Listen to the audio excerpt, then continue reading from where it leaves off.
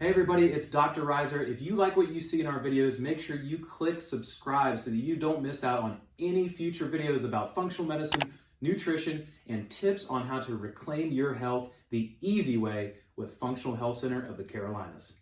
Hey everybody, Dr. Reiser, another Whiteboard Wednesday, and I want to make sure the females especially listen up on this video, and a little bit for the males, but we're going to talk about the very delicate interplay between estrogen and your gut bacteria and how they benefit each other, and then sometimes how the gut bacteria can cause major problems with your estrogen. And that goes, again, like I said, for both females and males. We had a couple patients come in that were males that had some estrogen dominance issues.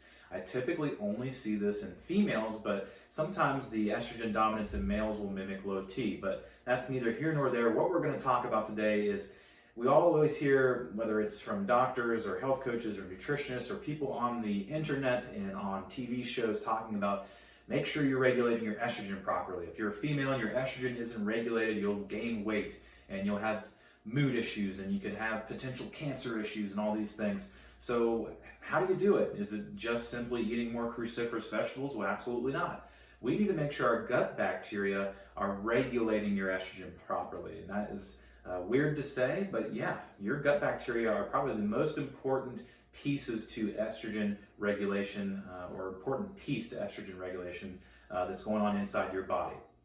So as you can see, once again, the Whiteboard Wednesday today is not in front of a whiteboard, but it's, again, inside a place that I probably shouldn't be in right now, and that's going to be the intestine and the digestive system. I'm going through the large intestine as we speak right now. But when we talk about the gut microbiome, we want to understand what exactly is happening with estrogen.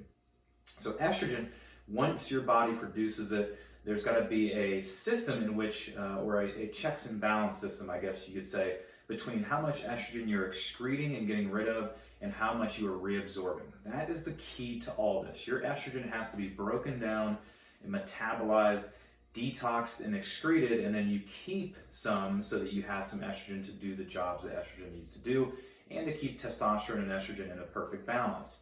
How this happens is your body is going to do something called glucuronidation. And basically what that means is as estrogen is going through the detoxification pathways through the liver into the small intestine, you have to combine the estrogen with glucuronic acid.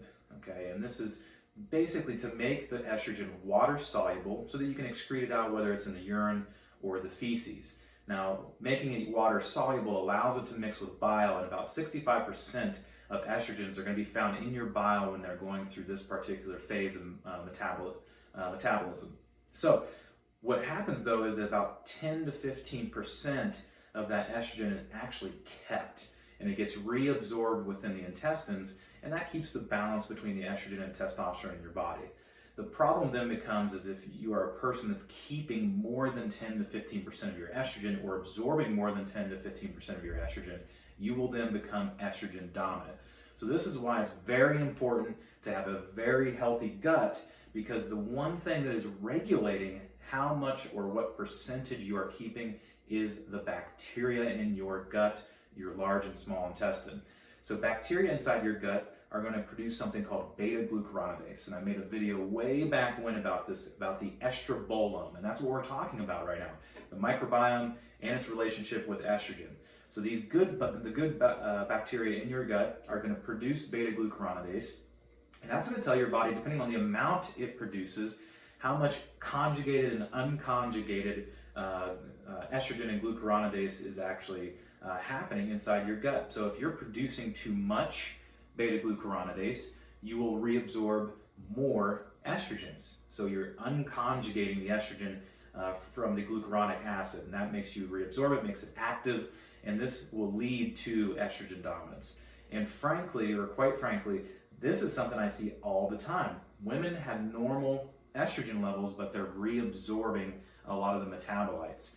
So how do we fix this? Number one, stool analysis. You want to see if you do have a high amount of beta-glucuronidase. And if you do, then we can give you something called calcium D-glucarate, which actually helps break that down and prevent you from reabsorbing your estrogens. You want to eat more cruciferous vegetables, like I mentioned in the very beginning. You want to avoid phytoestrogens, so soy products. I see this in a lot of patients coming in their diet. They tend to switch from dairy to soy. But yeah, these phytoestrogens, although they're weak, can cause issues with estrogen dominance, especially in people that have high beta-glucuronidase. Now, the beta-glucuronidase situation only becomes a problem if you have gut dysbiosis. So that's why I said get a stool analysis, because if you have other bacteria in there producing this beta-glucuronidase, you will have an excess amount. Other things that you can do, obviously, is get a hormone analysis. We always talk about the Dutch test, see what pathways are working, what are not. And I keep talking about bile in this video, and that means that, yeah, you need the liver and the gallbladder to function appropriately as well. If you're not having a detoxification system that is functioning properly, then you're not going to work, or you're not going to balance your hormones and balance your estrogen and your testosterones. So as far as a checklist, make sure you get a stool analysis for your gut. Check specifically for beta-glucuronidase levels if you're going to see your functional medicine practitioner. If they're high, that person should give you calcium D-glucarate to try to get them down. Obviously, you also want to take care of that bad bacteria or gut dysbiosis that's occurring to produce the beta-glucuronidase.